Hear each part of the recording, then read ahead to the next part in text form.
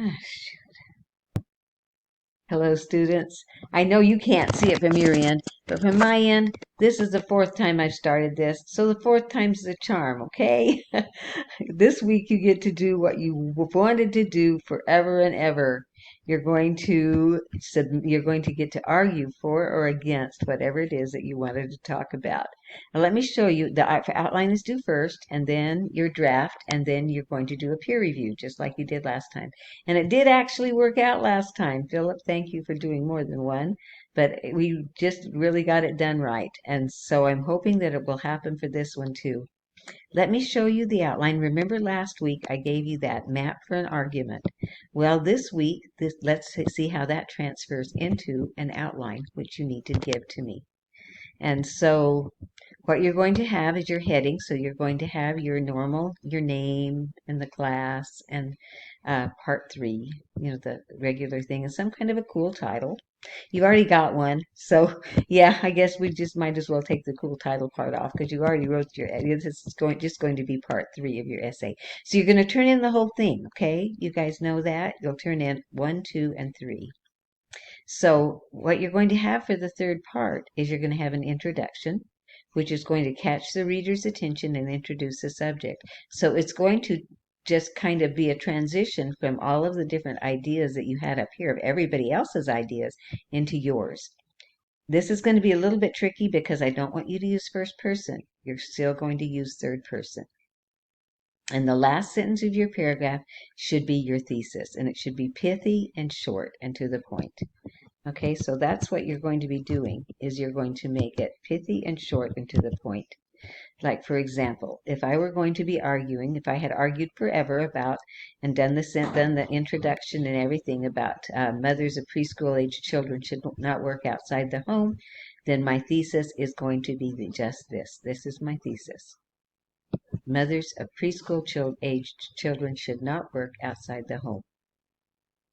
That's short, pithy, and to the point. That's what you need to do. Then you're going to have several reasons to support the thesis. Children need emotional support from mothers. Children can learn the gospel from their mothers. The first 5 years of life are crucial.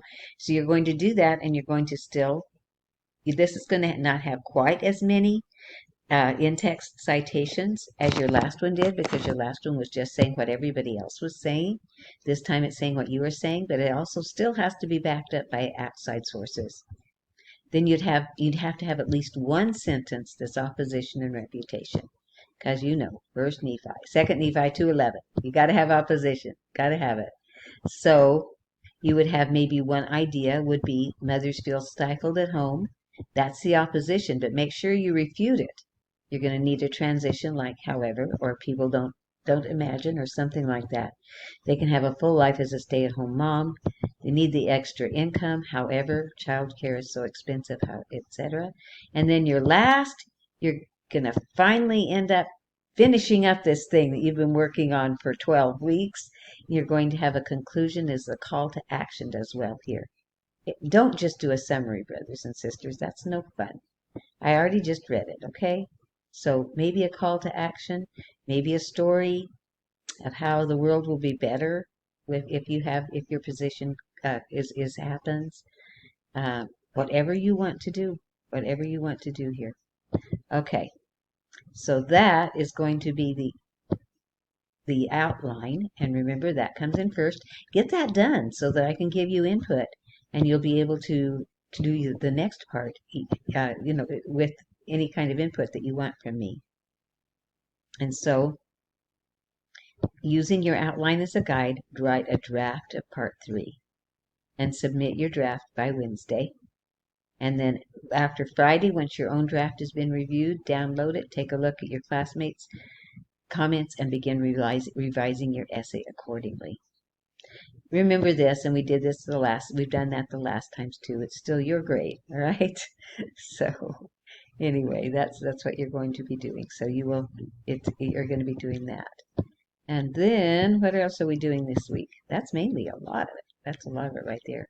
Parallel structure. That's making sure that sentences are parallel, and there's got a video and a handout and a transcript and a video, and there's a quiz. And like I did last time, I will put in some of mine. I don't know if they're helpful or not. Maybe you guys could tell me. Do you even look at my grammar things I put in, or do you find the ones from Alder just fine, and the other things that they do? Let's look at that parallel structure handout. So actually, this looks pretty much like the same kind of things as I would. Phrases in a list should be similar or parallel form. You're using nouns, all nouns. Listing verbs, all verbs. Don't mix. I don't like this metaphor of apples with oranges. They're both fruit. So that doesn't make that doesn't make sense. You do apples with sunflowers, because how would you? I don't know, maybe they have similarities too. Apples with scarecrows. Something else. Okay, so a parallel sentence. Okay. All right. So another factor, the noun and the verb are, so you're gonna need to just this is actually just fine. I'm not gonna give you an extra one because I hadn't looked at this, to tell you the truth, and that parallel structure thing is just fine. So and the video I am sure is fine too. Alrighty, so what else are you doing? Okay, conference. If you want one, let me know. Okay, they are not required. You don't get points for it. But if you need a conference, let me know. Some people have had a couple people have had conferences to go over their part 2 to revise it. But also, if you want to do after you do your outline, if I send you back things saying maybe you better fix it or something, if you want to have a conference with me, just say, Sister Elsmore, I want a conference, and that'll be good. All right. We will do that. And then you're going to do an evaluation. I am not sure. I looked at it a little bit. I think it has to do with the course structure. I couldn't do it without taking it, and I don't know that I should. I don't know. But anyway, that you don't have a whole lot to do besides write your yay essay. Only 500 words, and you only need 6 sources. So if you've already got 6, you don't need to look up anymore. If you've only got 5, you need to look up another one. So let's really quickly go back and look at the rubric that to make sure that we have covered everything that needs to be said with this. Let's see if the rubric find the rubric here.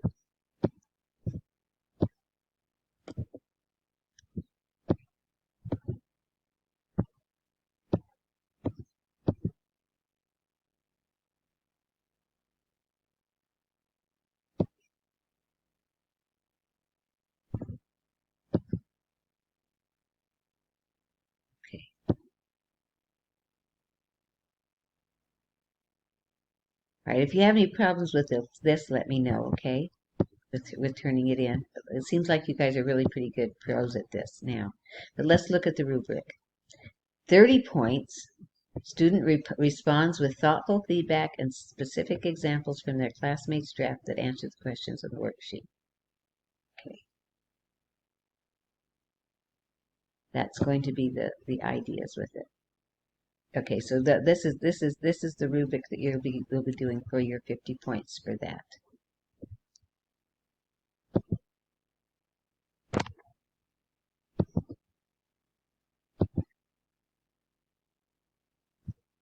Okay, let's go back to, anyway, I don't want you guys to just have to kind of sit here and wait while I try to find the other rubric. But go over, let's see if we can maybe go home and then go to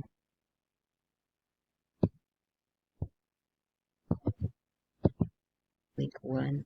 Does that tell us about it?